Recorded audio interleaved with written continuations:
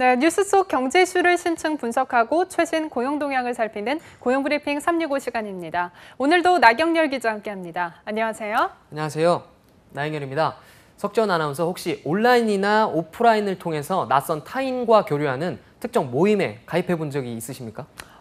글쎄요. 제가 보기보다는 조금 내성적인 편이라서 직접 모임에 나간 적은 없지만 온라인 커뮤니티에 가입해서 관련 정보를 주고받은 적은 있었는데요. 사적으로는 전혀 모르는 사람들이지만 비슷한 관심사를 공유하다 보니까 때로는 지인들보다도 더 친근하게 느껴지는 경우도 있더라고요. 나경열 기자 같은 경우는 어떤가요?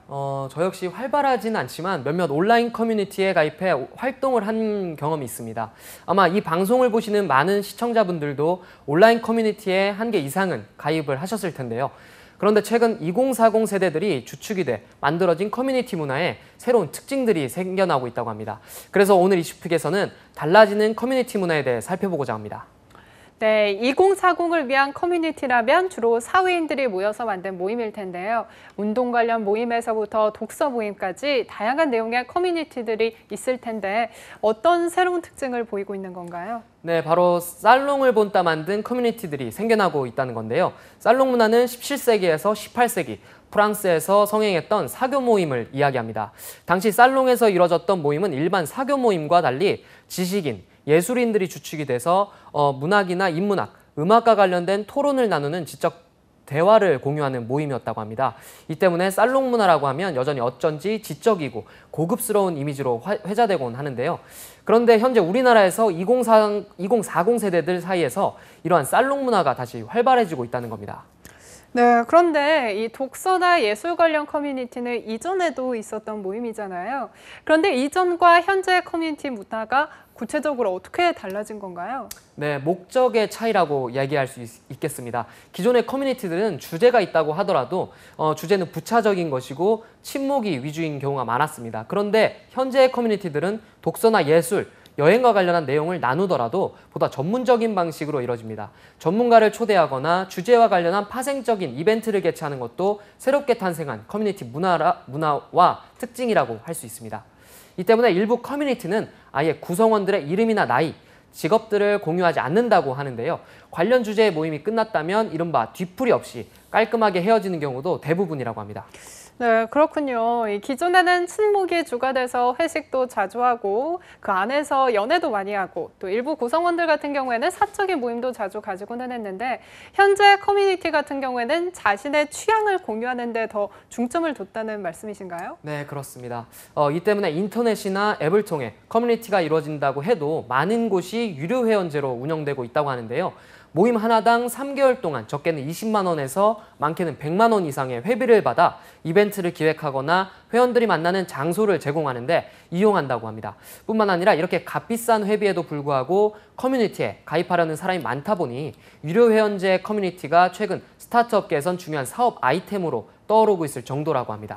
네, 결코 만만치 않은 금액인데 이러한 돈을 지불하고도 유료 회원제 커뮤니티에 가입하려는 데에는 분명히 특별한 이유가 있을 것 같은데요.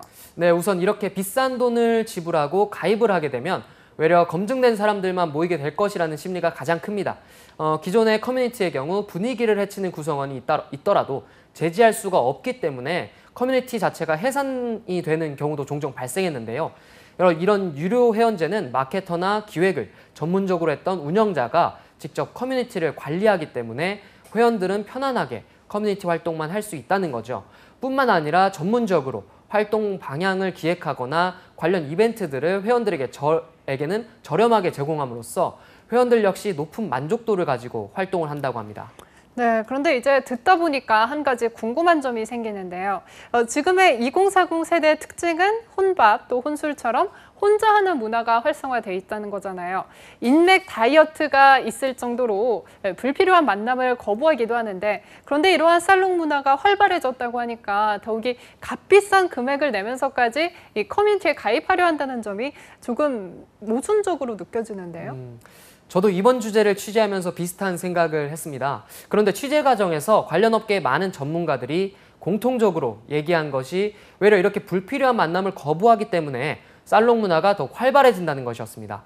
회식이나 사교 모임을 통해 술을 마시거나 불필요한 대화가 이어지는 물질적, 시간적 소비를 줄이고 나의 성장에만 밑거름이 되는 가치 있는 소비에 시간과 돈을 더 아끼지 않게 됐다는 것이죠.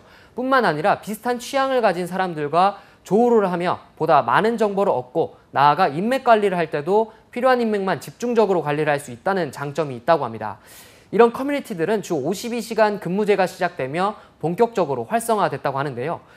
회식 문화가 없어지며 그 대신 자신의 취향을 온전히 나눌 수 있는 모임들을 찾아 나서고 있다는 겁니다. 강남역이나 신사, 홍대 인근 곳곳에 살롱 문화를 본딴 커뮤니티가 곳곳의 자리에 새로운 모임 문화를 이끌어가고 있다고 합니다. 네, 저도 한번 찾아봐야겠네요.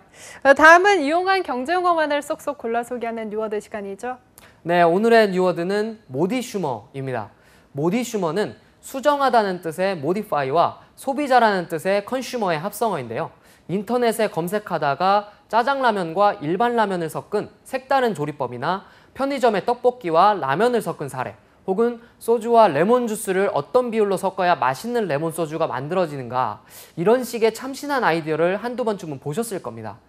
모디슈머란 이렇게 특정한 상품들을 조합해서 자신만의 아이디어로 제품을 재탄생시키는 소비자를 얘기합니다. 네, 저 같은 경우에도 인터넷에 올라오는 조리법을 참고로 해서 라면이나 음료수를 새롭게 만들어 본 적도 있는데 아이디어도 참신했지만 정말 맛있더라고요. 또 저만의 조리법이 생겼다는 점에서도 왠지 모르게 조금 뿌듯했고요. 네, 저도 비슷한 경험이 있는데요. 모디슈머의 조리법을 보게 되면 평소에는 먹지 않았던 제품도 일부러 구입해서 조합을 해보게 되더라고요.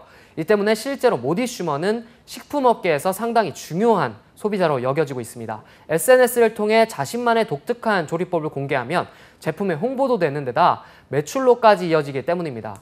뿐만 아니라 모디슈머의 아이디어를 통해 제품을 보완하거나 관련 새 상품을 만들기도 한다고 하는데요. 이 때문에 많은 식품업체들이 유명 모디슈머의 SNS를 팔로우하며 오히려 소비자로부터 제품의 아이디어를 얻는 독특한 현상까지 이루어지고 있다고 합니다. 네, 가치관과 문화가 달라지며 커뮤니티와 소비의 흐름도 점차 달라지고 있습니다. 불필요한 만남은 거부하지만 자신과 누군가에게 꼭 필요한 정보들 함께 공유하면서 새로운 문화를 형성해 나가고 있죠. 이렇게 살펴보니 나 홀로족이 늘었다며 일부에서 제기하는 우려는 잠시 접어둬도 좋을 것 같습니다. 오히려 보다 생산적이고 참신한 문화들이 늘어나는 것 같은데요. 이 새로운 시대의 흐름에 여러분도 꼭 동참해 보기를 바랍니다. 오늘도 나경렬 기자와 함께했습니다. 고맙습니다. 지금까지 고용브리핑 365였습니다.